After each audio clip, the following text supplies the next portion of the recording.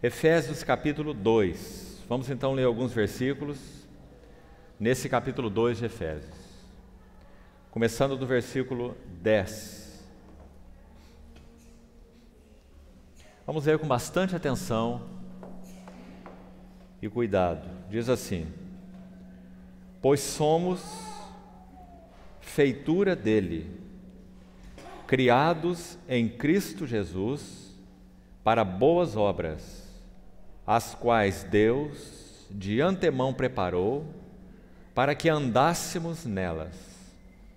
Portanto, lembrai-vos de que outrora vós, gentios na carne, chamados incircuncisão por aqueles que se intitulam circuncisos, na carne, por mãos humanas, naquele tempo estáveis sem Cristo, separados da comunidade de Israel e estranhos às alianças da promessa, não tendo esperança e sem Deus no mundo.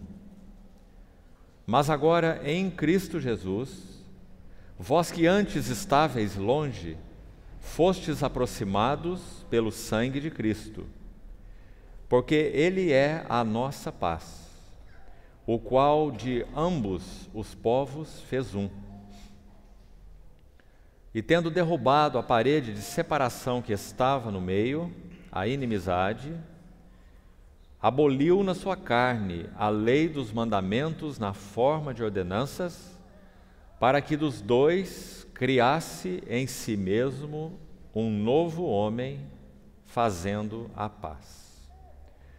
Vamos ficar com essa seção do livro de Efésios para esse momento e vamos abrir agora no livro de Atos.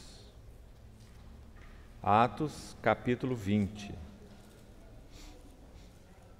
Atos 20, a partir do verso 24.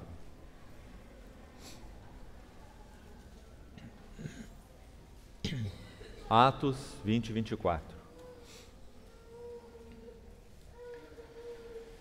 Porém, em nada considero a vida preciosa para mim mesmo, contanto que complete a minha carreira e o ministério que recebi do Senhor Jesus, para testemunhar o Evangelho da graça de Deus. Agora eu sei que todos vós, em cujo meio passei pregando o reino, não vereis mais o meu rosto. Portanto, eu vos protesto no dia de hoje, que estou limpo do sangue de todos vós. Agora atenção nesse verso 27. Porque jamais deixei de vos anunciar todo o desígnio de Deus. Uma outra tradução possível, todo o conselho de Deus. Jamais deixei de vos anunciar todo o conselho de Deus. Antes de voltarmos à Epístola aos Efésios, que é então objeto do nosso estudo, vamos considerar essa frase específica e buscar entendê-la. Irmãos, ontem nós falávamos que nenhum de nós que fomos chamados pelo Senhor, pela sua graça, e consequentemente somos, estritamente falando, todos nós somos cooperadores do Senhor nesse trabalho de Deus duplo, de edificar aqueles que Ele tem chamado, a sua igreja, edificar a sua igreja, quanto pregar o Evangelho para aqueles que não conhecem o Senhor. Um duplo propósito e missão que nós temos sido chamados para cooperarmos com o Senhor, na edificação dos que já são salvos e no chamamento dos que não o são. Mas nenhum de nós tem o direito e nem a liberdade diante do Senhor de pregar um evangelho menor do que aquele que é o evangelho do Novo Testamento, o evangelho da Bíblia, o evangelho que diz respeito ao Filho de Deus, o evangelho que é o Filho de Deus. Paulo, quando começa a sua epístola aos Romanos, ele diz que ele foi separado para o evangelho de Deus com respeito ao seu Filho. O Evangelho de Deus não é um evangelho que anuncia bênçãos específicas, como nós falamos ontem. Sim, o Evangelho contém muitas bênçãos específicas. Efésios 1 diz que nós fomos abençoados em Cristo Jesus com toda sorte de bênçãos espirituais. E essas bênçãos não se referem a coisas específicas, como, por exemplo, nós recebemos a bênção de nosso marido que é descrente, um dia então crer no Senhor. Sim, essa é uma bênção. Mas as bênçãos que são descritas em Efésios não são essas específicas. Elas são nominadas ali, talvez nós tenhamos outro tempo de entrar ali, pelo menos citando uma a uma. E o conteúdo dessas bênçãos, quando então colocadas juntas, esse conteúdo todo é o que Paulo chamou aqui em Atos 20, 27, de todo o conselho de Deus. O que isso significa? Significa que ele se sentia um despenseiro responsável diante do Senhor por anunciar um evangelho completo. Não apenas facetas do evangelho, aspectos do evangelho, mas um evangelho completo, todo o desígnio de Deus. Então, por favor, note essa expressão na sua Bíblia, porque ela é de muita importância. E nós sabemos que por deficiência, muitas vezes de entendimento espiritual, de compreensão da palavra de Deus no seu todo maior, de revelação desse conselho de Deus, dessa economia de Deus, como nós falamos ontem, já explicamos qual o significado disso, né? A economia do mistério, ou dispensação do mistério, palavra que Paulo usa lá em Efésios capítulo 3. Então ontem falamos um pouco do que significa isso, e nenhum de nós pode ou deve pregar um evangelho menor do que este, porque esse é o único evangelho, é o evangelho que anuncia todo o desígnio de Deus. Então a primeira coisa importante de nós observarmos é isso aqui. E onde nós vamos obter ajuda para compreender esse todo desígnio de Deus, ou todo o conselho de Deus, ou todo o evangelho de Deus? É claro, nas Escrituras, especialmente nas Escrituras do Novo Testamento, e mais particularmente nas Escrituras das Epístolas, quando então esse conteúdo do grande conselho de Deus, ele vai se abrindo para nós, na medida então que vamos entrando em compreensão espiritual, pela revelação do Espírito, no assunto desse grande evangelho de Deus. Interessante, quando nós falamos em evangelho, nós imediatamente pensamos em Mateus, Marcos, Lucas e João. Mas se você tem estudado a palavra de Deus, você sabe que o tema, por exemplo, de Paulo, quando escreveu Romanos, é o evangelho de Deus. A epístola aos Romanos começa e termina contendo essa frase: o evangelho de Deus. Abre e fecha o livro de Romanos. E nós sabemos que aquele livro expõe então de uma maneira tão maravilhosa, tão sistemática, esse conteúdo do evangelho de Deus. E você lembra onde ele começa e onde ele termina, não é?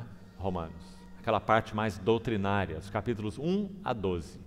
Ele começa lá na depravação do homem, dizendo assim, para usar um versículo de resumo, capítulo 3 de Romanos: não há nenhum justo, nem sequer um. Não há quem entenda, não há quem busque a Deus. Todos se extraviaram. É assim que o livro de Romanos começa. É o evangelho de Deus começando, digamos assim, de baixo para cima. De baixo por quê? Porque ele começa com a total perdição, depravação do homem pós-queda. Todos nós caímos em Adão. Não há nenhum justo. Agora, esse é o início, os 3 primeiros capítulos de Romanos enfatizam isso. Por isso Romanos 1,18 diz assim: a ira de Deus se revela do céu contra toda a impiedade e perversão dos homens, que detêm a verdade pela injustiça, e aquele longo texto, mostrando então essa total corrupção do homem como ele é, desde que nascemos, não é? Desde que nascemos é vã toda a imaginação dos nossos corações. Não é isso que o salmista diz? Em Gênesis 6, antes do Senhor julgar o mundo com dilúvio, ele disse assim: meu espírito não agirá para sempre no homem, porque este é carnal. Não é? Então essa é a nossa vida natural, assim nós nascemos.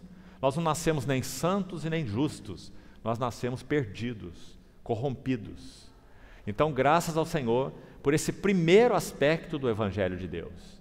Paulo vai dizer que esses injustos, não há nenhum justo, eles receberam a graça por causa de crer na obra que o Senhor Jesus realizou na cruz do Calvário, de serem vestidos com o próprio Senhor Jesus, como então a nossa justiça.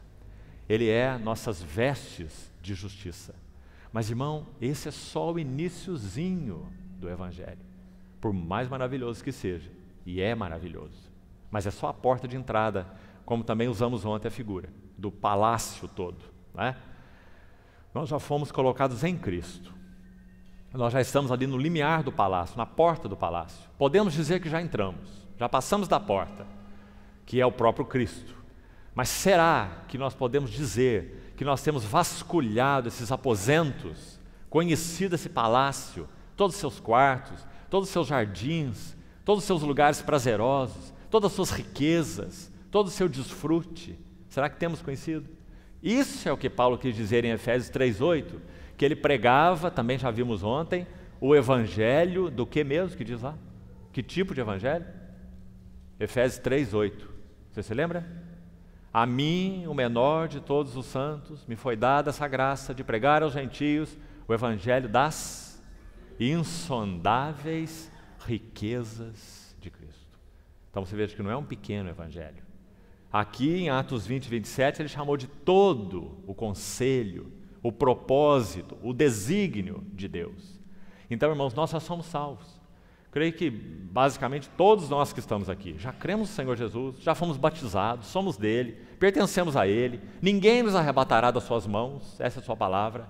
Mas qual é o propósito do nosso chamamento? Para que ele nos chamou? Para virmos aqui 3, 4 vezes por semana, fazermos alguns tipos de serviço, envolvidos com ministério não sei do que, ministério não sei do que? Esse é o chamamento de Deus para nós? Foi para isso que Deus nos chamou? Não. Nós somos chamados para conhecer as riquezas insondáveis de Cristo. E quanto mais entramos nessas riquezas insondáveis, mais nós podemos servir a Deus de modo agradável, com reverência e santo temor.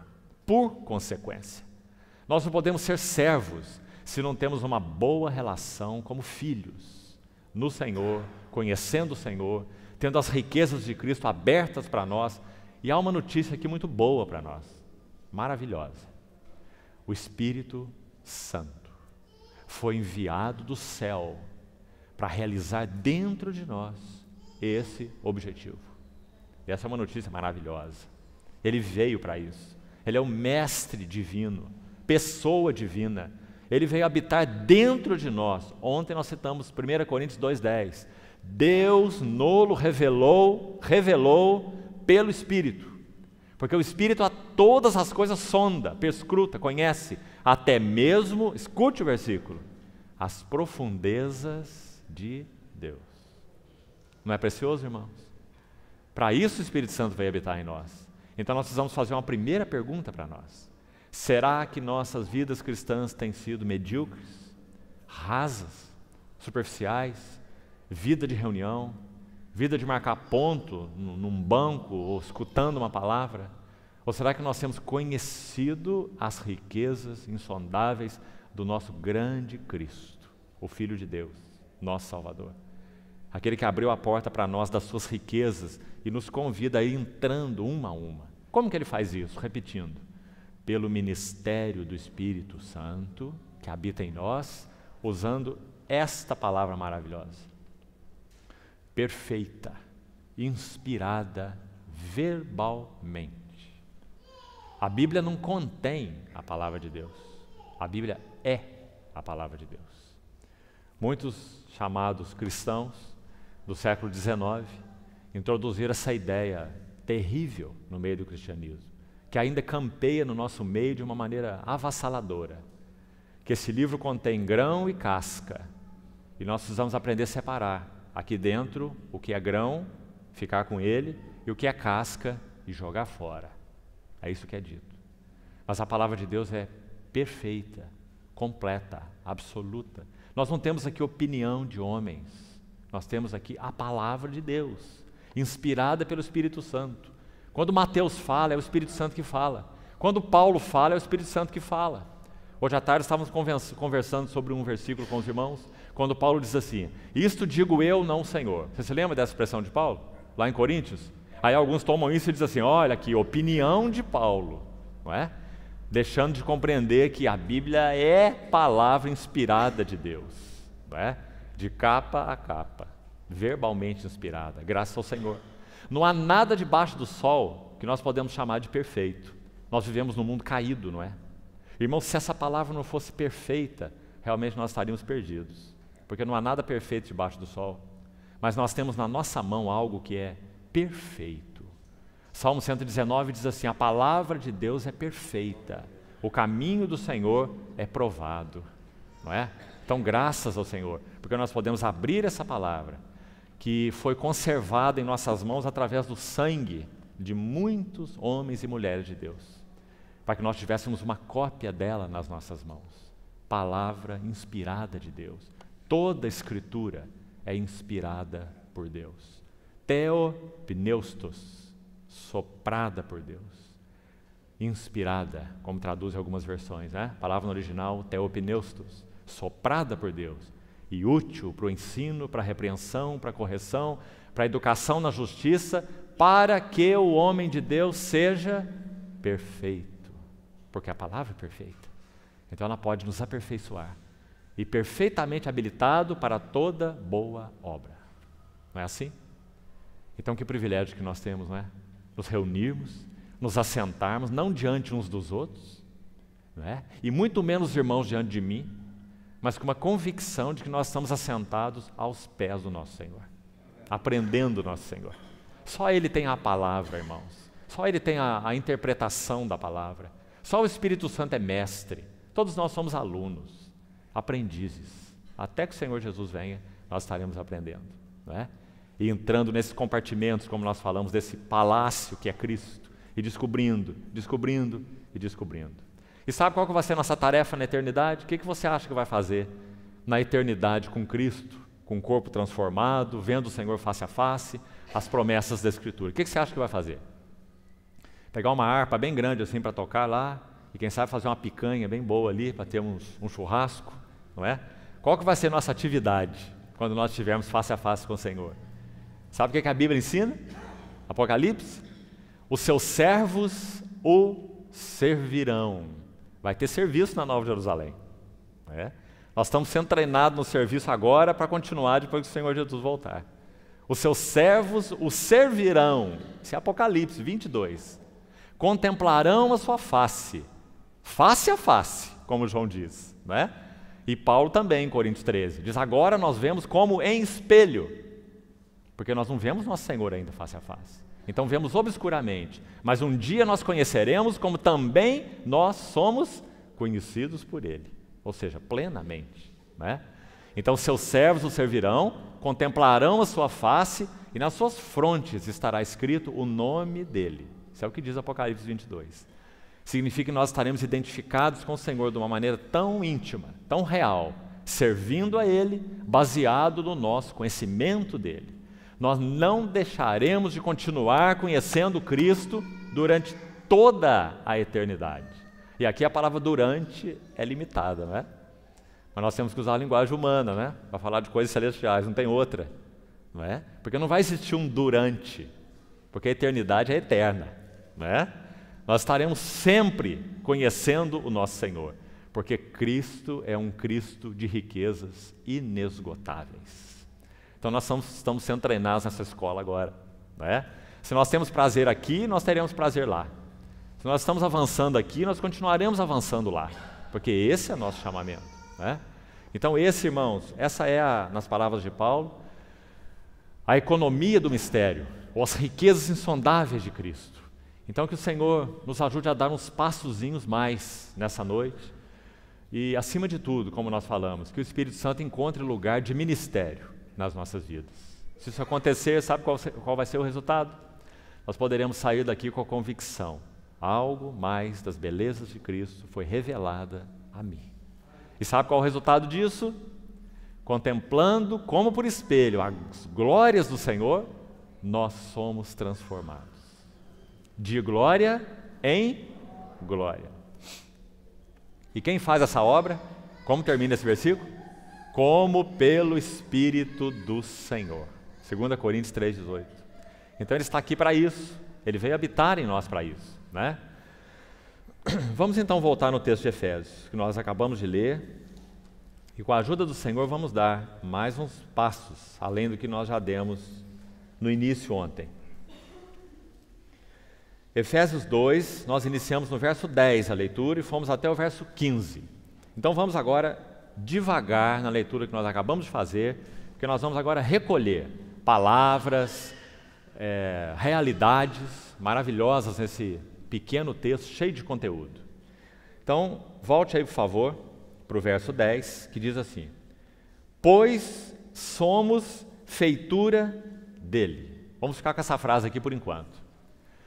Irmão, nunca leia nenhum versículo da Bíblia desconectado do seu contexto. Essa é um primeiro princípio de interpretação bíblica importantíssimo. Sempre coloque o texto no seu contexto, para você não fazer bagunça. Você já viu pessoas que recortam versículos, por exemplo, Filipenses 4,13. As pessoas gostam tanto desse versículo que já colocaram em adesivo, para colocar em vidro de carro, né? E o versículo diz assim: tudo posso naquele que me fortalece. Nós gostamos muito desse versículo, não é? Porque nós interpretamos esse versículo assim: o que eu quero?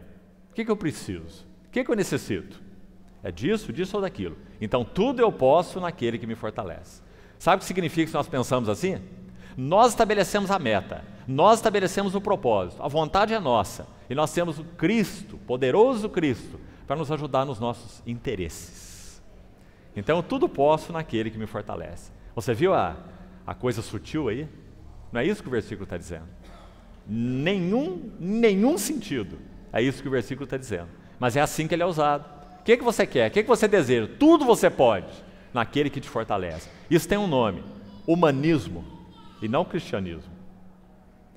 Agora, o que esse versículo quer dizer, Filipenses 4, de 10 a 13, é que Paulo, quando estava lá numa prisão em Roma, acorrentado a soldados, durante 2 anos permaneceu ali.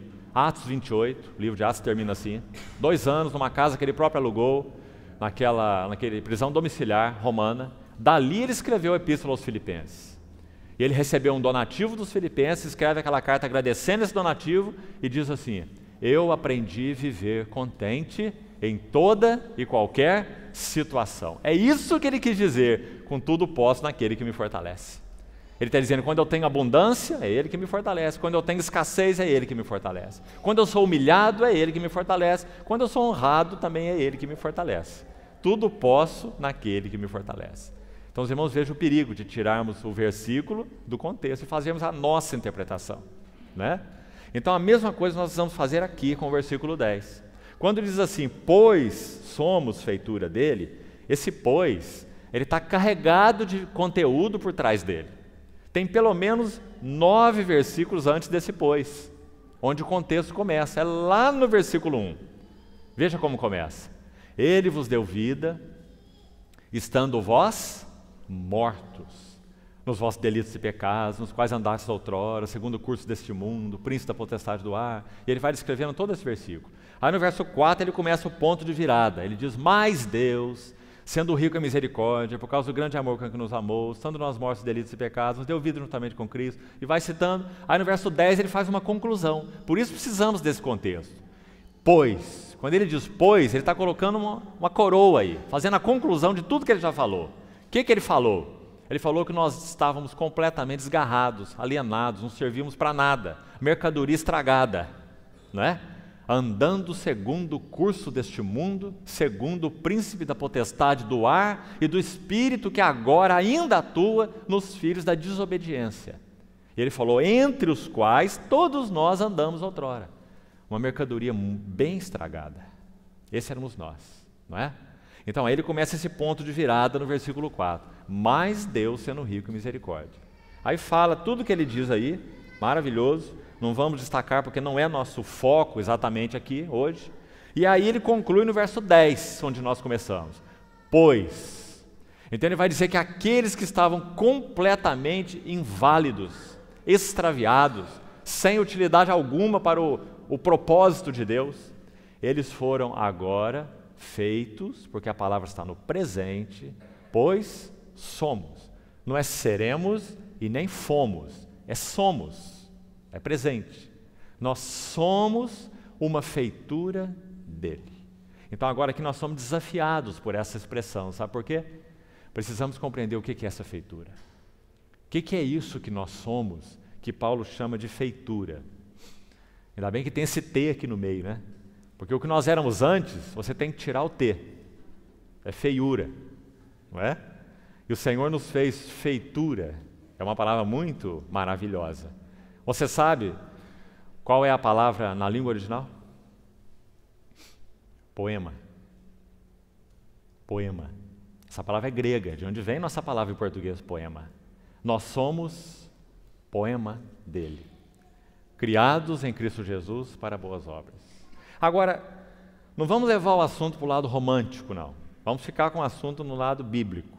O que é esse poema? Que tipo de poema Deus escreveu em Cristo Jesus quando nos chamou e prossegue escrevendo até que ele esteja completo? Nessa obra encarregada pelo Senhor Jesus e pelo Pai ao Espírito Santo, como nós já falamos, que foi enviado do céu para realizar essa obra maravilhosa, de completar essa feitura, essa obra-prima de Deus. Então vamos ver que tipo de obra é essa. Presta atenção. Há palavras-chave aqui que vão nos ajudar. Pois somos feitura dele. Olhe essa palavra aqui. É uma palavra de ligação importante dentro do livro de Efésios. Criados. Palavra de ligação com o quê? Vou citar para os irmãos os 3 versículos onde a palavra criados aparece em Efésios. Só 3 vezes ela aparece. Se você juntar os 3 versículos, você vai montando o quadro, entendendo o que é a feitura de Deus, ou o poema de Deus que nós vemos aí. Então, o primeiro lugar já está aí, você está vendo. Somos feitura dele, criados. Agora, olha de novo essa palavra no verso 15, logo aí em seguida. Nós também já lemos esse verso. Está dizendo que o Senhor aboliu na sua carne a lei dos mandamentos na forma de ordenanças, para que dos 2, você sabe o que são esses 2, né? Judeus e gentios, 2 povos, com aquela parede de separação que havia no meio, como ele cita aqui, aquela inimizade, aquele ódio entre o povo que tinha os oráculos de Deus, que eram os judeus, e os gentios, né? Então, uma parede intransponível, socialmente falando, culturalmente falando, especialmente espiritualmente falando, né? Então está dizendo que dos 2, e aí está a palavra de novo, olha aí, criasse. Então a mesma palavra criados, que apareceu no verso 10, está aparecendo aqui como criasse, só numa conjugação diferente, né? Criasse em si mesmo um novo homem fazendo a paz. Agora, antes de procurarmos entender, então, vamos voltar aqui já, mas vá para frente um pouquinho mais. Efésios 4, 24. Abra esse versículo, por favor. Efésios 4, 24. Olha aí a palavra de novo. A última vez, a terceira vez. Diz assim: e vos revistais, agora aqui é algo para ainda fazermos, não se preocupe em compreender isso agora, nós vamos voltar isso aqui e procurar explicar passo a passo. E vos revistais do novo homem, está aí a palavra, olha, criado, terceira vez. Criado segundo Deus, em justiça e retidão procedentes da verdade. Agora vamos buscar dar então, volte para o capítulo 2, vamos dar o primeiro passo aqui. Coloque juntos o versículo 11 e o versículo 15, juntos. Vamos ler os dois. O verso 11 diz assim, 10 e 15. Pois somos feitura dele, criados em Cristo Jesus. Então o que está dizendo nesse versículo? Que em Cristo Jesus foi criada uma feitura, ou um poema, que nós acabamos de citar aí. Versículo 15 agora, está dizendo que em Cristo Jesus, de novo, olha lá no verso 15, parte final, em si mesmo. Quem é esse si mesmo aí? Em si mesmo, é o nosso Senhor Jesus, não é? Então o verso 15 está dizendo que em si mesmo, o nosso Senhor Jesus criou, ou criasse, o que nesse versículo 15? Um novo homem, não é? Então, irmãos, nós temos podemos dizer aqui, uma equação aqui, colocando esses 2 versículos juntos. O verso 10 está dizendo, Cristo Jesus criou em si mesmo uma feitura. Somos feitura dele, criados em Cristo Jesus. E o verso 15 está dizendo que Cristo Jesus criou em si mesmo um novo homem. Você vê o que está acontecendo aqui? Então, a feitura do versículo 10 é o novo homem do versículo 15. Porque não há 2 coisas criadas em Cristo Jesus. Cristo Jesus criou em si mesmo um novo homem, Cristo Jesus criou em si mesmo uma feitura, ou um poema dele, como diz aí. Agora, o que é essa feitura, o que é esse poema? Vamos ler o versículo 16 em diante, completando aí até o verso 22, para ficar claro para nós o significado. Vamos lá. Verso 16. E reconciliasse, ele criou em si mesmo um novo homem, verso 15, e reconciliasse ambos, que são judeus e gentios, esses dois povos, em um só corpo com Deus, por intermédio da cruz, destruindo por ela a inimizade. E vindo, evangelizou paz a vós outros que estáveis longe, gentios, e paz também aos que estavam perto, judeus, que tinham os oráculos de Deus, né? Então os gentios são chamados como estando longe e os judeus chamando como estando perto. Mas aos dois foi anunciado esse propósito de Deus, né? Essa economia de Deus pelo Espírito, aos dois povos indiferentemente. Então, versículo 18 diz: porque por ele ambos, de novo, judeus e gentios, temos acesso ao Pai em um Espírito. Assim já não sois estrangeiros e peregrinos, mas concidadãos dos santos, e sois da família de Deus, edificados sobre o fundamento dos apóstolos e profetas, sendo ele mesmo, Cristo Jesus, a pedra angular, no qual todo edifício, bem ajustado, cresce para santuário dedicado ao Senhor, no qual, nesse santuário então, no qual também vós, juntamente, estáis sendo edificados. Processo, tá vendo? É um presente também, é um contínuo. Estáis sendo. Não diz que já acabou. Diz que o processo está em andamento. Estamos sendo edificados para a habitação de Deus no Espírito. Então vamos tentar entender esse texto. O que significa essa feitura, então, ou esse novo homem? Irmãos, o que o Evangelho de João tem especialmente para nos dizer é que o nosso Senhor Jesus, ele foi, em primeiro lugar, esse novo homem pessoal de Deus. Nós sabemos que quando o Verbo eterno, o Logos de Deus, o Filho de Deus, quando ele se fez carne, Deus teve ali um novo começo, não é assim? João capítulo 1 diz que esse Verbo que era Deus, que esse Verbo que estava com Deus, ele se fez carne e tabernaculou, é a palavra ali, pôs o seu tabernáculo, a sua morada, se referindo à sua encarnação, assumiu um tabernáculo humano, não é? Ele é pessoa eterna, Filho eterno, e ali ele assume um tabernáculo humano, se fez carne e habitou entre nós, cheio de graça e de verdade. Capítulo 1. O que o capítulo 3 vai dizer, quando nosso Senhor conversa com Nicodemos? Ele está face a face com Nicodemos, falando assim: ninguém subiu ao céu, senão aquele que de lá desceu. Senhor Jesus que está falando, se referindo a ele mesmo. Ninguém subiu ao céu, senão aquele que de lá desceu, a saber, o Filho do homem que está no céu. Não é interessante essa frase do Senhor? Onde nosso Senhor Jesus estava? Ele estava diante de Nicodemos, mas ele está dizendo, o Filho do homem que está no céu. Ele não disse esteve no céu, e nem estará no céu. Ele usa o presente, está no céu. O que é verdadeiro a respeito do Senhor Jesus?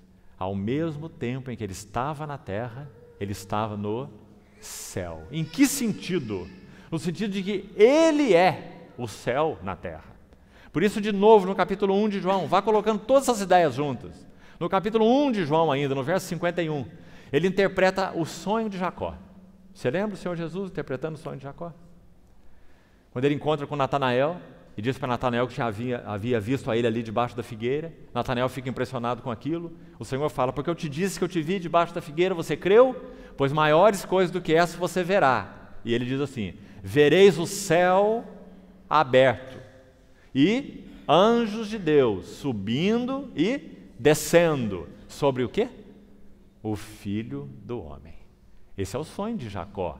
Só que no lugar do Filho do homem tinha uma escada, porque o sonho de Jacó era simbólico, tipológico, até mesmo profético, não é? Ele viu aquela escada cujo topo atingia o céu. Você se lembra, não lembra? De Gênesis 28, sonho de Jacó.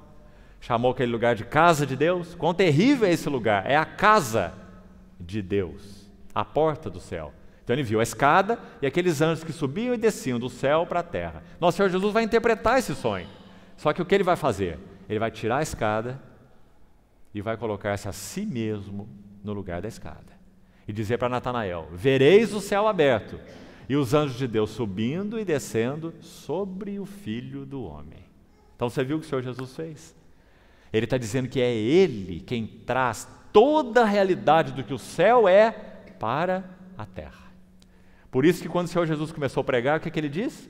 Arrependei-vos, porque está próximo o reino dos céus. Porque o reino está onde o rei está. Então o Senhor Jesus é aquele que traz em si mesmo o reino do céu. Por isso ele falou para Nicodemos assim em João 3, quem não nascer de novo não pode entrar aonde? No reino de Deus. Não é?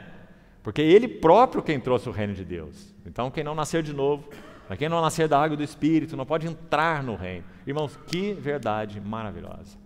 O reino de Deus não é algo futuro apenas, ele terá uma dimensão futura. Mas o reino de Deus é uma realidade espiritual. Realidade espiritual. Quando que nós entramos nela? Quando nós cremos e recebemos o nosso Senhor Jesus. Então o Espírito Santo é aquele que introduz-nos no reino dos céus. Por isso Romanos 8 vai dizer que antes nós éramos escravizados e tínhamos em nós um espírito de escravidão. E agora nós recebemos um espírito de adoção, baseado no qual clamamos Abba, Pai. E o Espírito de Deus testifica com o nosso espírito que somos os filhos de Deus. Não é? Esse é o reino de Deus. Irmãos, é nesse reino que nós vivemos, ou fomos chamados para viver. Não é? Deveríamos viver nessa atmosfera 24 horas por dia, respirando o reino, conhecendo o nosso Senhor Jesus, suas riquezas insondáveis, porque Ele é aquele que traz a realidade do reino dos céus para a terra, porque Ele é o Rei. O que é o Sermão do Monte? Quando nós vemos aquelas bem-aventuranças, como são chamadas, Mateus 5, não é? Os primeiros 12 versículos. O que é aquilo? Qual é a primeira bem-aventurança? Bem-aventurados os humildes de espírito, porque deles é o quê? O reino dos céus. Mais uma vez, não é? Bem-aventurados lá no final os perseguidos por causa da justiça, porque deles é o reino dos céus, não é? O que são aquelas bem-aventuranças? O caráter do reino dos céus. Aqueles que pertencem a Deus, aqueles que são habitados pelo Espírito Santo, aqueles que estão conhecendo as riquezas insondáveis do Senhor Jesus. O que está acontecendo com eles? Eles estão sendo transformados de glória em glória e adquirindo cada vez mais o caráter do Rei. Irmãos, nunca vamos tornar nossa salvação estática. Nunca. Salvação não é estática, salvação é dinâmica. Nós conhecemos e conhecemos e conhecemos o nosso Senhor Jesus, mais e mais e mais, as suas riquezas insondáveis. E o que acontece quando mais conhecemos, mais nós somos transformados, de glória em glória. Aquele versículo de Coríntios, nós já citamos aqui várias vezes, se você já estudou aquele texto, ele usa duas palavras ali na nossa tradução, não é? De glória em glória. Muito interessante no texto original. Essa preposição primeira, de, no texto original, é apo.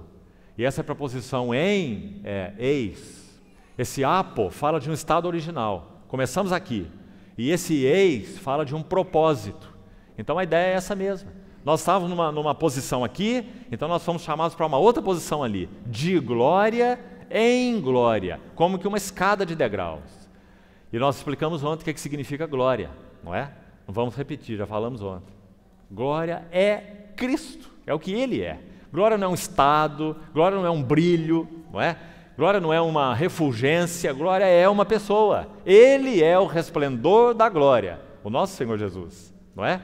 Então, ser transformado de glória em glória significa ser parecido com Cristo em um nível, e mais parecido com Cristo, e mais parecido com Cristo, e mais parecido com Cristo, porque este é o reino dos céus. Então, o reino dos céus não é estático, o reino dos céus é dinâmico. O Espírito Santo veio habitar em nós para nos fazer cidadãos do reino dos céus, parecidos com Cristo. Quando Paulo fala assim para Timóteo, exercita-te na piedade, porque o exercício físico para pouco é proveitoso, mas a piedade para tudo é proveitosa. O que ele quis dizer? O que é piedade? É você dar esmola, fazer boas obras, pregar o evangelho. Muito bom você fazer isso tudo. Mas o que Paulo chama de piedade se refere particularmente à Cristo. Quem Cristo é? Como que nós sabemos? Só você estudar Timóteo. Grande é o mistério da piedade. Piedade. Qual é a piedade? O mistério da piedade. Aquele que foi manifestado na carne. Cristo. Foi justificado em espírito, contemplado por anjos, pregado entre os gentios, crido no mundo, recebido na glória. O que é piedade? Cristo. O que é ser piedoso? É ser semelhante a Cristo. Não é? Então, irmãos, quão mal nós temos feito a palavra de Deus, jogando nelas nossas ideias, ao invés de extrair delas as suas ideias, para que nós vejamos do ponto de vista de Deus esses assuntos. Não é? Então, que o Senhor nos ajude nisso. Esse é o nosso chamamento. Então, qual vai ser o resultado disso? Vamos de novo voltar para o texto de Efésios. Os irmãos, perdoem por estarmos abrindo e fechando parênteses aqui toda hora, mas se nós seguíssemos numa linha reta, talvez fosse mais difícil de compreensão. Não é? Então, às vezes, precisamos abrir esses parênteses para explicar alguma coisa, para se tornar mais claro para nós, para que o Senhor use isso e nos ajude a compreender esses assuntos tão importantes, tão básicos. Então, os versículos que nós lemos de 16 a 22, só olhe para a sua Bíblia de novo, já acabamos de ler. O que você vai ver, o que está escrito aí? Irmãos, o que está escrito aí, usando outras palavras, né? Depois você avalie você mesmo, examine com cuidado o que eu estou falando, né? Seja um bereano, confira tudo, anote os textos, vá lá ler, meditar, pedir entendimento ao Senhor, não é? Não acredite em mim de primeira mão, não, né? Faça o seu trabalho. Mas eu vou te dizer que o que está escrito nos versos 16 até 22 é o seguinte: na medida em que Cristo nos chamou para sermos um poema dele, uma feitura dele, ou esse novo homem que está escrito no verso 15 aí, um novo homem, para que Deus completasse esse propósito, então ele o fez da seguinte maneira: em primeiro lugar, ele tomou o seu Filho eterno, e então o seu Filho eterno, baseado numa vontade própria, numa disposição própria dele mesmo, na Trindade, ele se prontificou, o Filho de Deus se prontificou para ser o Cordeiro de Deus. Ninguém impôs isso sobre ele. Essa foi uma carga que ele o quis tomar. Por isso Apocalipse diz que esse Cordeiro foi morto desde a fundação do mundo, né? E Pedro vai dizer que o sangue dele foi conhecido com efeito antes da fundação do mundo. 1 Pedro 1,18. Então, nosso Senhor Jesus, o Filho eterno de Deus, ele se prontifica antes de qualquer coisa ser criada. Não havia universo, não havia homem, não havia nada. O Filho de Deus se prontifica a ser o Cordeiro de Deus. Por quê? Porque esse mesmo Senhor Jesus, esse que é o Criador de todas as coisas, ontem vimos Colossenses, porque nele foram criadas todas as coisas, tudo foi criado por meio dele e para ele. Ele é o Criador, não é? O Senhor Jesus. Então, sendo Deus, ele sabia que esse homem criado iria perder o propósito de Deus, perder o foco de Deus, a queda. Gênesis 3. O que significa pecado? Essa palavra amártia no grego, pecado. O que significa? Perder o rumo, perder o alvo, perder o propósito. Isso é pecado. Pecado, às vezes nós interpretamos pecados como atos específicos, né? Isso são pecados, no plural, atos pecaminosos. Os atos pecaminosos, tantos que nós podemos mencionar. Tem uma lista enorme lá em Gálatas 5, não é? E também outra em Romanos 1, e muitas outras. Atos pecaminosos. Agora, pecado, no singular, amártia, significa errar o alvo, perder o rumo. Então, quando a Bíblia diz todos pecaram e carecem da glória de Deus, ela está dizendo todos perderam o rumo. Não sabe para que existem, não sabe de onde vêm, não sabe para onde vão, não é? Não tem propósito de vida, não tem significado, erraram o alvo de Deus. Isso é pecado, não é? Então o que Deus fez? O Filho de Deus se apresentou para ser o Cordeiro de Deus. Então como é que João o apresenta? Eis o Cordeiro de Deus que tira o pecado. Você vê que está no singular? Você vê que não está dizendo tira os pecados? É claro que ele tira os pecados, irmão, não é? Mas, acima de tudo, ele tira o pecado. Aquele que não conheceu o pecado, 2 Coríntios 5:21, Deus o fez o quê? Pecador, no singular de novo, olha na sua Bíblia, você vai ver. 2 Coríntios 5, 21, no singular. Deus o fez pecado por nós, para que nele nós fôssemos feitos justiça de Deus. Não é? Então agora em Cristo Jesus nós ganhamos o rumo de novo. O rumo do quê? O rumo do céu? O rumo da Nova Jerusalém? Mais do que isso. Nós ganhamos o rumo do eterno propósito que Deus estabeleceu em Cristo Jesus. E sabe qual é o eterno propósito? Que nós sejamos um novo homem, ou uma feitura dele. Você está acompanhando? Então o Filho de Deus se apresentou para ser o Cordeiro de Deus, né? Tirando o pecado do mundo. E daí? Então ele realizou aquela obra tremenda. Deus meu, por que me desamparaste? Julgou o pecado na sua carne, ressuscitou dos mortos. E aqui tem tantos detalhes maravilhosos, né? Nós não vamos poder gastar tempo com eles. Por que ele ressuscitou?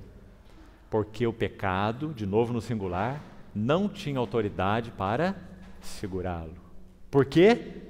Porque o pecado, a morte, tem direito de segurar tudo aquilo que o pecado toca. Então nem o pecado nem a morte tinham direito de segurá-lo. Porque ele entrou na morte sem pecado. Então o Senhor Jesus, quando entra na morte, ele é como um estranho no ninho. É como Jonas no ventre do grande peixe. Você lembra o que aconteceu com Jonas? Por que o Senhor Jesus falou, nenhum sinal será dado para essa geração má e adúltera, senão o sinal de Jonas? Por quê? O Senhor Jesus está usando a figura de Jonas como uma parábola para ele mesmo. Sua morte e sua ressurreição, muito evidente, não é? Aquele peixe teve que vomitar o Jonas na praia, não é? Porque o Jonas não era comida de peixe. E também o nosso Senhor Jesus não era alimento para a morte. Então Pedro, quando vai pregar em Atos 2, no Pentecostes, ele vai dizer assim, ele ressuscitou rompendo os grilhões da morte, não é? Porque era, olha a palavra que Pedro usa, irmão, aprecie isso, impossível. Ele rompeu os grilhões da morte, Pedro está dizendo, porque era impossível que ele, o Senhor Jesus, fosse retido por ela, pela morte. Por quê? Porque o salário do pecado é a morte. Mas o Senhor Jesus não... Obrigado, irmão. O Senhor Jesus não pecou, então ele não tem nenhuma dívida para pagar para a morte. Então quando o Senhor Jesus entra na morte, ele destrói a morte. Não é o que Paulo fala? Com essas palavras, escrevendo para Timóteo, 1 Timóteo 1, ele fala que o Senhor Jesus destruiu a morte e trouxe à luz a vida e a imortalidade mediante o Evangelho. Esse é o nosso Senhor Jesus. Então os grilhões da morte não podiam segurá-lo, porque ele não tinha dívida relacionada ao pecado. Então ele vence a morte. É exaltado à destra do trono da majestade nas alturas. Só o livro de Hebreus fala isso 4 vezes. Assentado à destra do trono, à destra da majestade, né? Então ele se assenta no trono de Deus. E daí, o que mais? Atos 2,33 diz assim, ele recebe do Pai a promessa do Espírito. Exaltado, ele recebe essa promessa. Atos 2,33. E ele derrama isto que vedes e ouvis. Pentecostes. Então qual é o Espírito que nós recebemos? O Espírito de Jesus glorificado. Esse é o Espírito Santo. É o Espírito do Jesus glorificado. É o Espírito Santo que conhece tudo sobre vida humana. É o Espírito Santo que conhece tudo sobre tentação humana. É o Espírito Santo que conhece tudo sobre dificuldade humana, tribulação humana, provação, privação humana. Por quê? Porque ele é o Espírito de Jesus glorificado. É por isso que nós somos assistidos. Que maravilhoso, irmão. E o que ele veio fazer conosco? Em primeiro lugar, ele veio nos dar vida quando nós estávamos mortos. Acabamos de ler aí em Efésios. Mas isso também é só o comecinho. Vamos usar uma figura para tentar entender. Se nós compramos um terreno, um lote, aqui nessa cidade, e pretendemos construir uma casa, a ideia de casa na tipologia bíblica é glória. Casa sempre fala de glória, expressão. Então nós compramos esse terreno, limpamos aquele mato, tiramos aquele lixo, assinamos a escritura de propriedade, ele nos pertence, compramos o terreno. Aí nós compramos agora 20 mil tijolos e mandamos descarregar naquele terreno. Depois disso, nós não chamamos o nosso amigo e falamos assim para ele, vamos lá para você ver a minha casa. Nós temos o terreno, escritura de propriedade, todo o material necessário, já lá, em termos de tijolos, né, pelo menos, mas ainda não temos casa. Irmãos, essa é a nossa história relacionada ao eterno propósito de Deus. Nós já somos filhos, nós já somos habitados pelo Espírito Santo, já fomos regenerados, já entramos no reino de Deus, porque já nascemos da água e do Espírito, não é? Então já entramos no reino, mas o que o Senhor quer fazer conosco agora? Então aí nós corremos um risco de nos vermos como, digamos, trabalhadores para Deus. Ele quer nos usar para ganhar outras almas. Isso é parte do propósito dele. Mas, sobretudo, ele quer tomar essas que não eram pedras e que agora são pedras vivas, da linguagem de Pedro, não é? Nós não éramos nada e agora Cristo, que é a pedra, ele nos fez pedras vivas. Também vós mesmos, como pedras que vivem, no plural, sois, olha, escute a palavra, edificados. Casa espiritual. Para serdes um sacerdócio santo, para oferecer de sacrifícios espirituais agradáveis a Deus por meio de Jesus Cristo. Você viu a feitura de Deus aí? Agora nas palavras de Pedro. Nós fomos feitos pedras vivas, cada um de nós que é habitado pelo Espírito Santo é uma pedra viva, mas o que nós precisamos? Agora nós precisamos sofrer um trabalho do Espírito Santo. Para usar a figura do Velho Testamento, é como aquela espevitadeira que o sacerdote tomava lá no tempo do Velho Testamento e usava para aparar o pavio da luz do candelabro, quando ela estava fumegando, aquele pavio queimando. Você lembra? Para que aquela luz estivesse sempre clara, brilhante, acesa. Isso a Bíblia chama de o trabalho da cruz em nós. Não é a cruz de Cristo o que ele fez, é o que o Espírito Santo quer fazer em nós, através do trabalho da cruz, pela palavra, usando a palavra de Deus como espada afiada de 2 gumes. Lembra de Hebreus 4? Que penetra até o ponto de separar, de dividir coisas dentro de nós que precisam ser separadas. Alma de espírito. Porque nós não podemos servir a Deus na esfera da alma. Ninguém serve a Deus com boa vontade, com bom senso. Essa não é a maneira de servir a Deus. Nós devemos servir a Deus baseado na revelação de Deus. E não baseado na nossa boa vontade, não é? Nos nossos talentos naturais, ou seja o que for. Então, dividindo alma e espírito, juntas e medulas. Olha o trabalho da cruz em nós. Escute esse texto. E julgando os pensamentos e os propósitos do coração. Isso é Hebreus 4, 12 e 13. Isso é trabalho da cruz. Então, irmão, não ache que porque você é filho de Deus, o assunto está terminado na sua vida. Porque o assunto está só começado. O Espírito Santo vai usar a espada afiada e ele vai dividir, separar e cortar. Existe muito, muito dentro de nós que ainda entristece o Espírito Santo. Então o Espírito Santo, na sua misericórdia, ele vai tomar a palavra viva de Deus. Por isso precisamos amá-la, por isso precisamos obedecê-la, por isso precisamos crer nela, meditar nela, estudá-la. Lâmpada para os meus pés é a tua palavra e luz para os meus caminhos, não é? Uma profecia se referindo ao Senhor Jesus, Salmo 40, diz assim: dentro em meu coração está a tua lei. Paulo em Colossenses fala assim: habite ricamente, não é um pedacinho aqui, um pouquinho aqui, uma coisinha lá, não é? Um alimento de culto de domingo, não. Paulo falou: habite ricamente em vós a palavra de Cristo, ricamente, não é? Por quê? Porque ela é essa palavra, espada viva e eficaz, cortante, mais que uma espada de 2 gumes, e vai então dividir alma e espírito, juntas e medulas, e sondar os pensamentos e os propósitos do coração. É aí que o Espírito Santo deseja entrar, irmãos. Porque quando esse processo vai avançando na nossa vida, o resultado é essa edificação de Deus que nós estamos vendo aqui em Efésios 2. Nós vamos nos tornando edifício de Deus. Sabe qual é o nosso problema? Sim, nós somos pedras. Se nós cremos no Senhor Jesus, já temos a vida do Senhor Jesus em nós.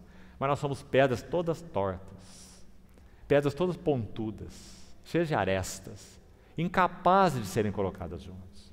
É isso que nós vemos. Ciúmes, invejas, disputas, partidarismos, busca de glória pessoal, cada um quer aparecer mais do que o outro, não é? Meu serviço, meu ministério, são palavras que nós gostamos tanto de usar, pedras pontudas, todas disformes. Somos de Deus, somos pedras, mas pedras não aparadas. Então nós precisamos que essa espada venha, essa tesoura venha e corte, corte, corte, corte, para que nós possamos então ser justapostos, um ao lado do outro, um sobre o outro. E nosso Deus possa não apenas ter um monte de pedras vivas, mas Ele possa ter uma casa espiritual, onde então Ele possa habitar, e ter prazer, e se manifestar, e encontrar descanso. Casa, que figura maravilhosa essa da casa, né? Nós falamos que na tipologia bíblica, casa tipifica a glória. O que você faz quando chega na sua casa? Chegou lá com aquele sapato que incomodou o dia inteiro, aquela gravata que não te deu sossego, né? E você chega na sua casa e faz o quê? Você continua lá com ela, com aquele sapato incomodativo, aquela gravata no pescoço, até na hora de sair para a cama? É assim que você faz? Você chuta o sapato para longe, atira aquela gravata, porque você entrou no lugar de repouso, prazer, descanso. O que Deus está buscando na sua casa, irmãos? Não é outra coisa. Descanso. Descanso. Por que Deus não pode descansar na sua casa? E os irmãos sabem a qual casa que eu estou me referindo, né? Não é essa aqui feita de material de construção, né? É a igreja do Deus vivo. Por que Deus não tem encontrado descanso na sua casa? Porque existe coisa demais dentro de nós que não tem tido a nossa permissão, porque precisa da nossa permissão. O Espírito Santo é gentil, é um soberano gentil, o Espírito Santo. Então Ele nunca vai fazer esse trabalho se nós não dissermos: vem Espírito Santo, realiza esse trabalho em mim. Usa a palavra e me apara, e me corta, e me poda. Não é? Não é a linguagem do Senhor em João 15? Todo ramo que produz fruto, Ele poda, para que produza mais fruto ainda.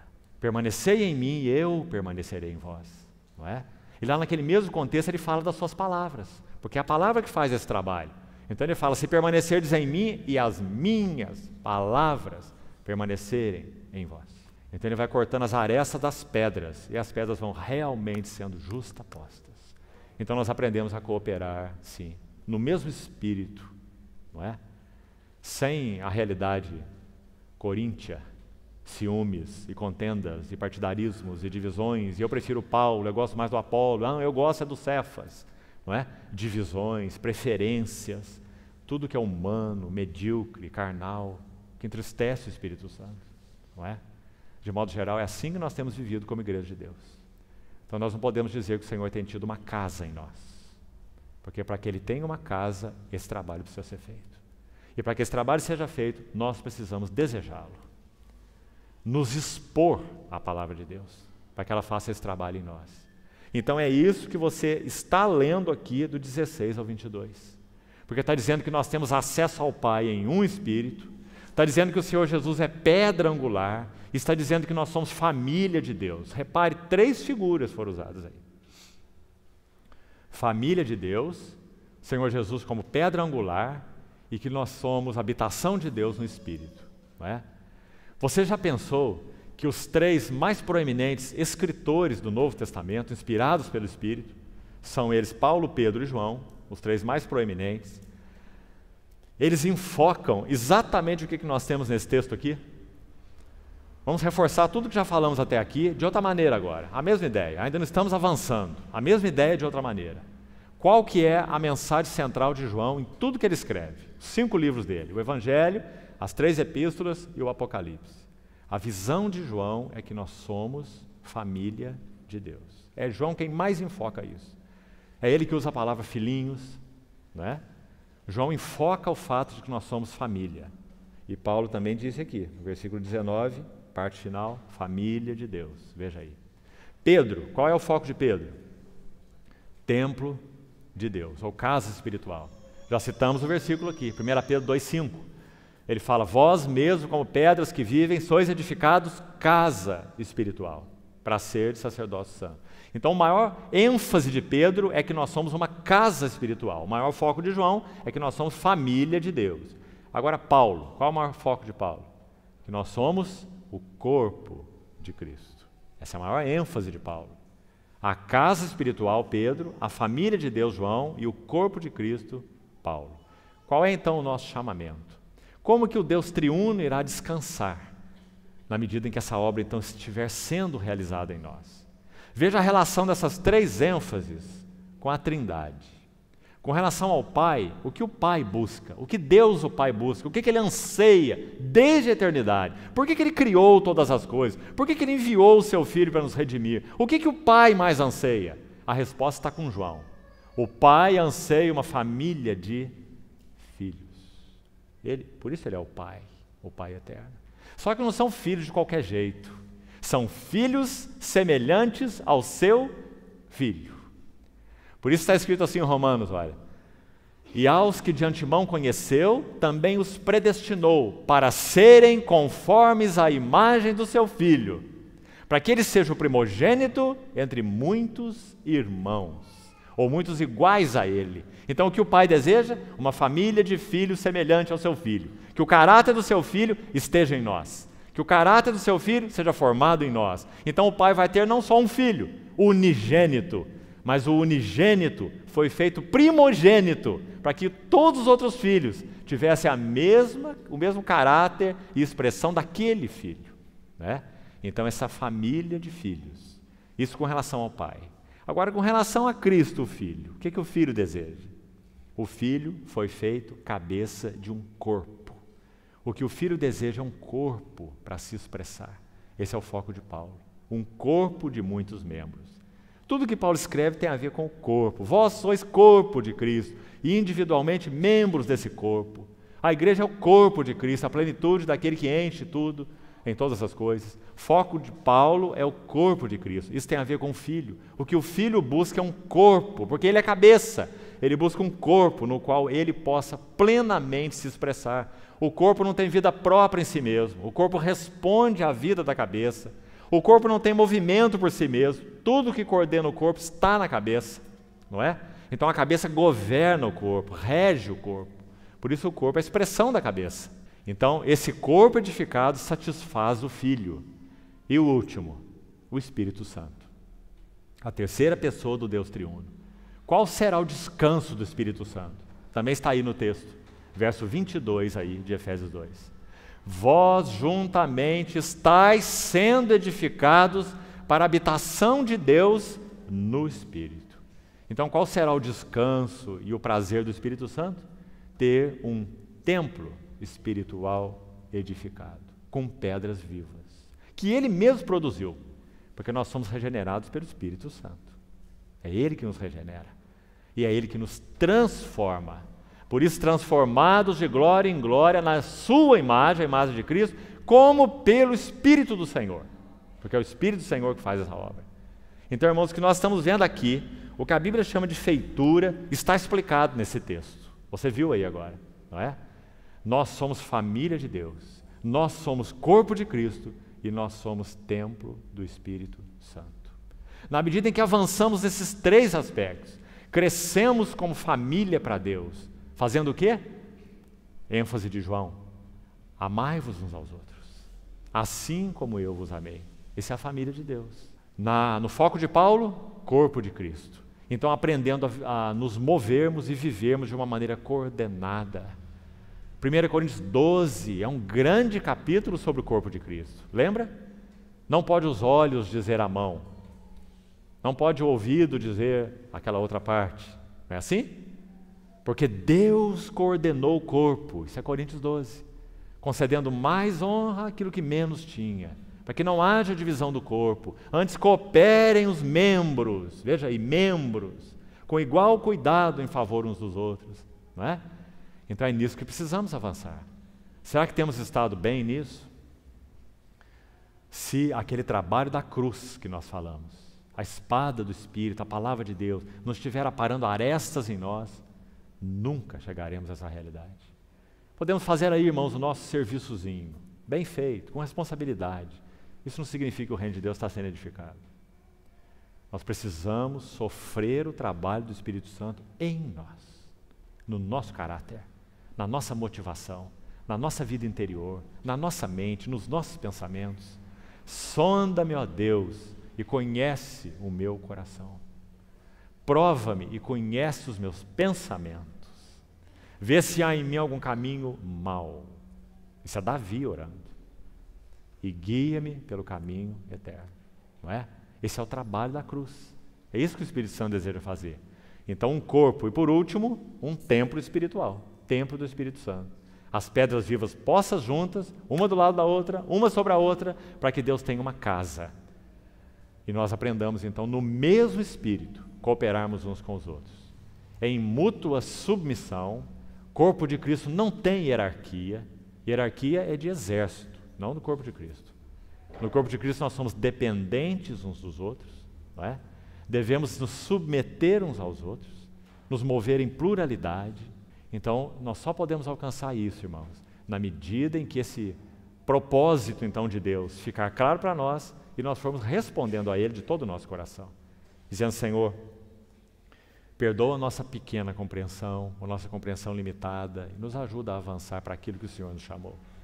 Nós não fomos chamados por homem nenhum, nós não fomos chamados por denominação nenhuma, nós fomos chamados pelo Senhor Jesus, para vivermos dele, nele, para ele e respondermos ao seu eterno propósito.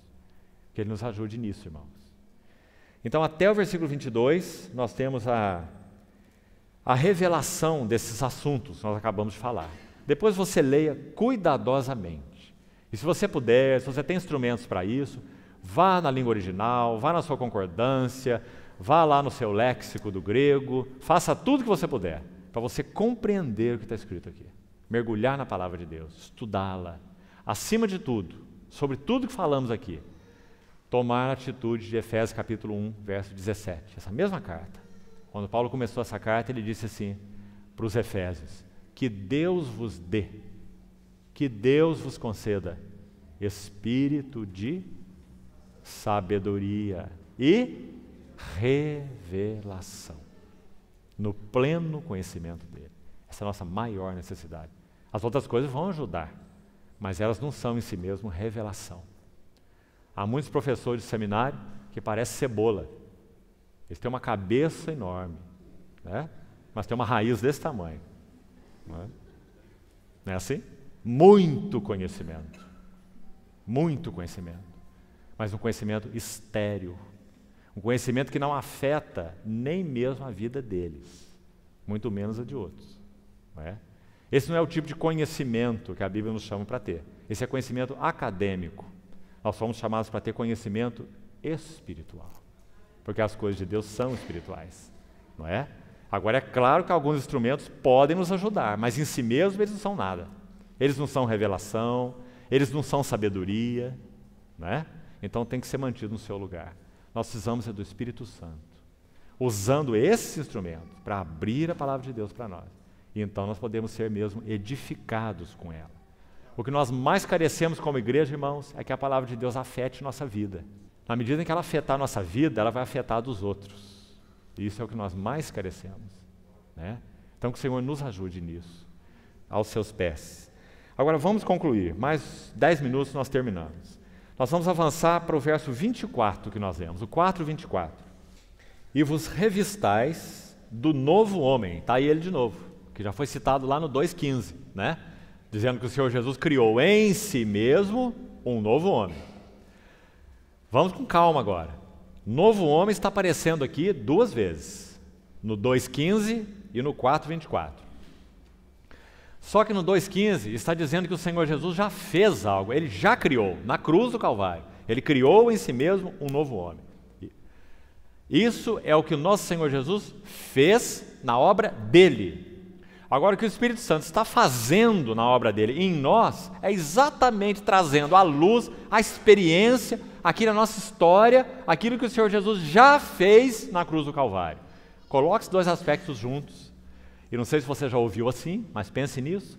Nós podemos chamar esse aspecto aqui, ó, do que Cristo fez na cruz, de aspecto objetivo. Isso é o que Ele fez. Você não participou, ninguém participou. Aquele lagar Ele pisou sozinho. Ele disse: está consumado. Ele terminou, Ele realizou o fato objetivo, né? Agora, por que Ele derramou o Espírito Santo, como nós falamos? Por que Ele enviou o Espírito Santo do céu como cabeça exaltada? Para que tudo aquilo que Ele fez na cruz do Calvário possa se processar em nós. Então nós vamos chamar esse aspecto agora de subjetivo. Compreendeu? Então uma coisa é o que Cristo fez na cruz, outra coisa é o que o Espírito Santo quer fazer em nós.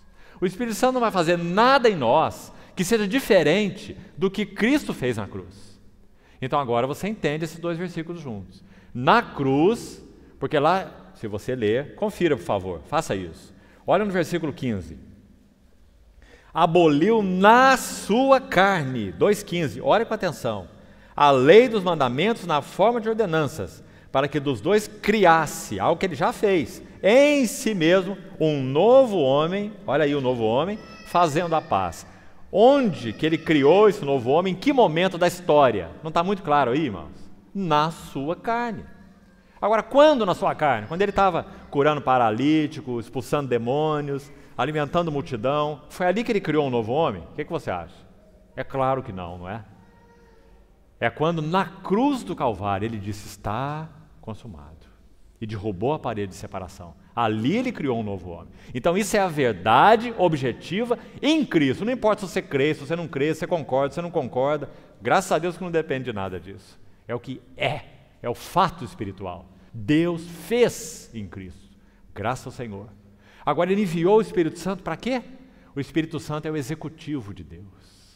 É o embaixador de Deus. Agora ele veio trazer aqui para a nossa história, para a nossa experiência, aquilo que Cristo já consumou na cruz do Calvário. Então você vai ver novo homem aqui e novo homem aqui. Primeiro Cristo criou esse novo homem na cruz do Calvário. Agora o Espírito Santo está trazendo à luz esse novo homem agora, entre nós, fazendo esse trabalho de edificação do novo homem, que nós já explicamos alguma coisa aqui, usando sobretudo a palavra de Deus viva e eficaz, nos podando, nos cortando, nos disciplinando, nos corrigindo, formando o caráter de Cristo em nós. Então esse é o aspecto subjetivo, compreendeu? Então no capítulo 2 é o objetivo, no capítulo 4 é o subjetivo.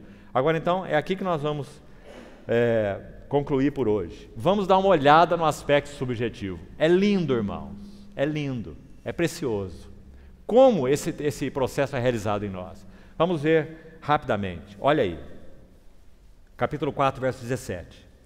Isto, portanto, digo, e no Senhor testifico, não mais andeis como também andam os gentios, na vaidade, futilidade dos seus próprios pensamentos, obscurecidos de entendimento. E aí ele vai nessa lista até o verso 19, mostrando o nosso andar antes de conhecermos o Senhor, como gentios, né? Agora, preste atenção no verso 20. De 20 a 24, se você quiser dar um pequeno tema para essa sessão aí, sabe qual seria um bom tema? A escola de Cristo. A escola de Cristo, onde nós estamos matriculados. Em primeiro lugar, graças ao Senhor, porque nós não pedimos para matricular nessa escola, porque nós estávamos mortos nos vossos delitos e pecados. Mas o Senhor veio até nós e nos matriculou nessa escola. Ele nos deu capacidade de crer nele, foi Ele mesmo que nos deu capacidade, né? Então Ele nos regenerou, Ele nos deu vida e Ele nos matriculou na escola. Uma escola interessante, uma escola que não tem férias e funciona 24 horas por dia, o ano inteiro. Nós estamos matriculados nela. Como é que funciona essa escola? Vamos ver, versículo 20, olha lá. Mas não foi assim que, qual é a palavra usada aqui? Aprendestes. Agora cuidado aí com essa nossa tradução. Esse azinho, ele não consta do texto original. O texto original diz, não foi assim que aprendestes Cristo, sem o a. Aqui nós já temos uma primeira sugestão interessante. Vamos terminar de ler o texto, depois a gente usa a figura toda, para procurar deixar mais claro para os irmãos. Já voltamos aí, olha o verso 21. Se é que de fato o tendes ouvido, Paulo está dizendo que os efésios ouviram Cristo, e você sabe que os efésios nem mesmo viram a Cristo. Quando eles creram no Senhor, o Senhor Jesus já tinha ressuscitado há muito tempo, não é isso? Então como é que Paulo está dizendo que eles ouviram Cristo? Obviamente, porque eles ouviram Cristo através de Paulo, não é? Cristo mesmo foi ministrado a eles. Cristo mesmo foi dado a eles, foi revelado a eles, né? Então diz, se é que de fato o tendes ouvido Cristo, e nele fostes instruídos, segundo é a verdade em Jesus, no sentido de que quanto ao trato passado, aquilo que éramos, vos despojeis. Presta atenção, irmão. Leia com cuidado sua Bíblia. É uma palavra para nós cristãos, algo para fazermos agora. Não é quando nós nos convertemos, não, é agora. Vos despojeis agora. Significa que há coisas em nós que ainda entristecem o Espírito Santo. Por isso, no capítulo 4, verso 30 dessa carta mesmo, ele diz, não entristeçais o Espírito de Deus, no qual foste selados para o dia da redenção. Longe de vós a amargura, a cólera, a gritaria, a ira, a malícia. Não é assim? Porque essas coisas precisam ser retiradas de nós, não é? Na escola de Cristo. Então vamos ver como, para terminarmos então. Então ele diz, quanto ao trato passado, vos despojeis do velho homem que se corrompe segundo as concupiscências do engano, e vos renoveis no espírito do vosso entendimento. Olha que está tudo no presente, para ser feito agora, né? E vos renoveis no espírito do vosso entendimento, e vos revistais, também para ser feito agora, do novo homem, criado segundo Deus em justiça e retidão, procedentes da verdade. Vamos tentar explicar, usando uma metáfora para nos ajudar. O que Paulo está ensinando aí é que a escola de Cristo funciona assim. Em primeiro lugar, o mestre nessa escola é Cristo mesmo. Todos nós somos alunos. Por isso Paulo falou, se é que o tendes ouvido. Se nós chegamos numa reunião dessa, ouvimos a palavra do Senhor e não ouvimos Cristo, então, irmão, você perdeu uma hora da sua vida. Podia ter ficado em casa. Ou nós ouvimos Cristo, ou então nada nos interessa. Só Ele pode nos ensinar. Só Ele pode nos revelar. Só Ele pode nos abrir a palavra, nos dar entendimento espiritual. Não é? Então Paulo falou para os Efésios, se é que o tendes ouvido. Então Ele é o mestre. Segunda coisa, o ambiente. Olhe o versículo 22. Diz, e nele fostes, 21. O contexto começa no verso 20, né? De 20 a 24. Diz, e nele, olha esse nele fostes instruídos. Pega essa palavrinha aí.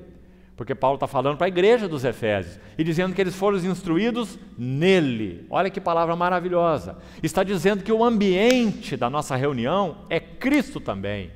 Que nós precisamos nos reunir nele. Porque existe um outro tipo de reunião, irmão. Sabe como é? É uma reunião em nós. Se você se reunir com os irmãos em você, isso vai ser um grande problema. Se nós nos reunirmos cada um em nós mesmos, nós vamos ter uma confusão e não uma reunião. Não é?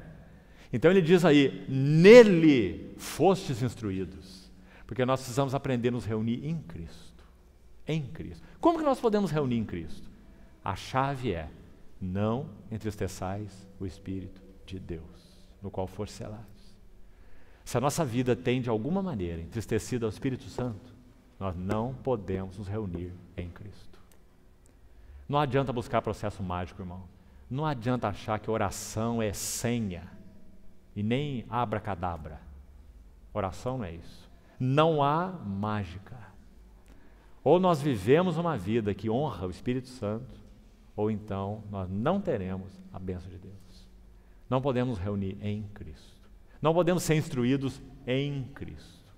Podemos receber conhecimento intelectual, mas vai permanecer na nossa mente, sem afetar o nosso coração, sem afetar a nossa conduta.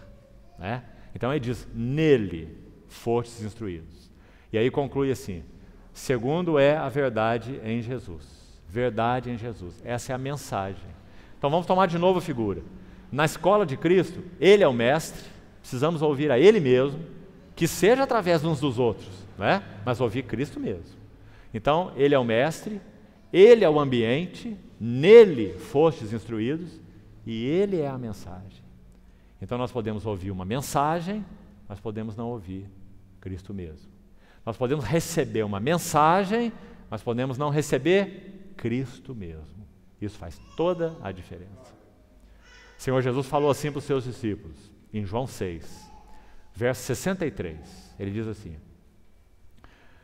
as palavras que eu vos tenho dito são, aí ele não diz, doutrina, conhecimento. As palavras que eu vos tenho dito são espírito e são vida. É assim que nós precisamos receber Cristo. Do contrário, nós recebemos uma mensagem, mas não recebemos Cristo. E essa não é a escola de Cristo. A escola de Cristo é quando nós recebemos Cristo mesmo. Cristo se dá a nós através da sua palavra. Então, irmão, não contente seu coração em ouvir uma mensagem, mas sim receber Cristo mesmo, através da mensagem, através da palavra, porque é isso que Ele deseja nos dar. Essa é a maravilhosa escola que nós estamos matriculados, graças ao Senhor. O que nós precisamos fazer? Nós precisamos, de todo o nosso coração, desejar, compreender a realidade espiritual dela. Não nos satisfazemos com menos do que isso, porque menos do que isso não vai nos satisfazer, assim como nos satisfaz a Deus, não é? A igreja de Deus, ela não é seminário. Seminário cumpre o seu propósito, mas igreja não é seminário. A igreja é a casa do Deus vivo, para que sejamos edificados com Cristo mesmo, não é? E os outros elementos vão ser cooperadores nesse trabalho, não é? Então ajude-nos o Senhor, irmãos, e possamos realmente ser gratos a Ele, porque Ele nos introduziu nessa preciosa escola. E agora Ele está fazendo essa obra em nós, usando fielmente essa espevitadeira. Então não esperneie, irmão e irmã, não chore, não faça jogo emocional com Deus, não é?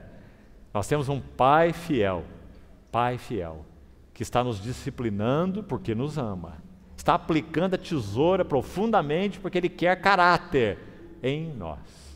Ele não quer só pedras vivas, Ele quer pedras edificadas juntas. Então Ele vai usar tudo. Não fique trazendo cartaz na reunião, dizendo, irmãos, orem por mim, eu estou sofrendo, meu sofrimento está insuportável, não é? Aprenda a fazer o que Pedro diz. Pedro fala assim, amados, não estranheis o fogo ardente que surge no meio de vós, destinado a provar-vos, como se uma coisa extraordinária vos estivesse acontecendo. Você já leu os versículos? Tem na sua Bíblia esse versículo? É. Pedro está dizendo que sofrimento na vida cristã não é extraordinário, sofrimento é ordinário. Ele está na ordem do dia. Se nós não estamos sofrendo, alguma coisa errada está acontecendo, não é? Porque nós cristãos sofremos porque o Espírito Santo administra esses sofrimentos com mão de amor, com mão fiel, para que nós possamos ser transformados. Mas nós temos, irmãos, um tipo de convicção que não é bíblica. Nós ligamos sofrimento e diabo. Todo sofrimento é do diabo. A Bíblia nunca ensinou tal coisa, não é? Então nós perdemos muito da escola de Cristo com essas ideias, que não são ideias bíblicas. Mas o Espírito Santo é bondoso, perseverante, fiel. Ele continua pelejando conosco, não é? Para que nós tenhamos essa... Verso 23 de Efésios 4, vos renoveis no espírito do vosso entendimento, não é? Como precisamos disso? E então vos revistais o novo homem, criado segundo Deus. Esse é o assunto da feitura dele. Não é um poema maravilhoso esse? Vós sois poema dele, criados em Cristo Jesus. Ele está escrevendo esse poema com uma mão firme, com uma mão de amor. Então, irmão, pare de fazer birra e comece a agradecer ao Senhor, honrá-lo. Dizer, Senhor, fala, Senhor, que o teu servo ouve. Usa os sofrimentos para abrir meu ouvido. O que o Senhor quer falar comigo? O que eu preciso entender?